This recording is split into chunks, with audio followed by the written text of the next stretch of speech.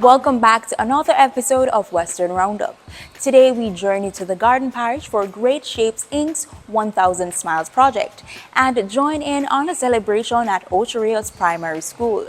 Then we head over to St. Elizabeth to view the latest health center benefiting from Operation Refresh. Stick around, you don't want to miss this. In the aftermath of Hurricane Gilbert in 1988, a small dental initiative began with the aim of bringing brighter smiles to Jamaicans in need.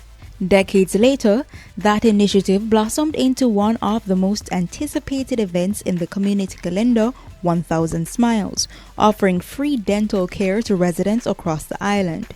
1000 Smiles provides free cleaning, filling, extraction, sealant, and the most expensive of them all, root canal services. This year, the team touched down in St. Anne, giving residents a reason to smile.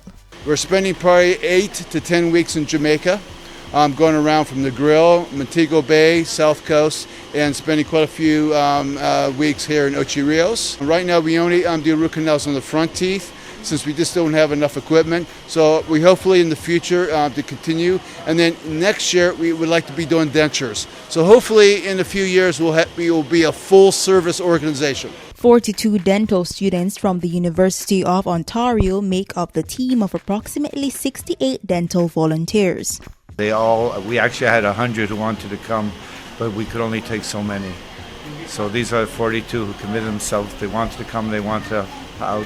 And they're having a wonderful, wonderful time. The project is supported by the Sandals Foundation, which provides accommodations for the volunteers. This partnership that we have is something that aligns with our community relations aspect, and it's just an amazing program.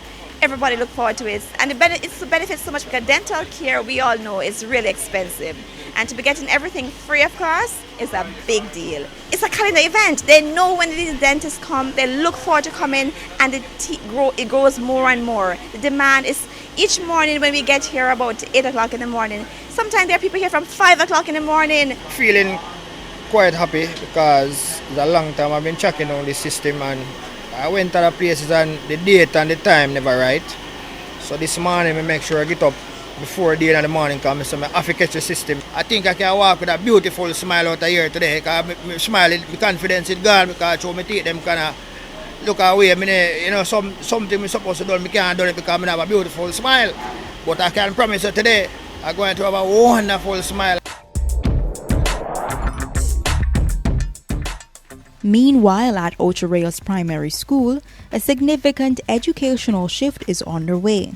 Students and staff at the institution are now benefiting from full school hours, as the shift system has been officially abolished. Minister of Education and Youth Fable Williams said the removal of the shift system marks a significant milestone for the institution. The shift system has been a necessary part of our educational landscape, but it also brought its own set of challenges. It limited the time our students could spend learning, exploring, and growing. Today, we're breaking free from those limits by moving to a single shift system.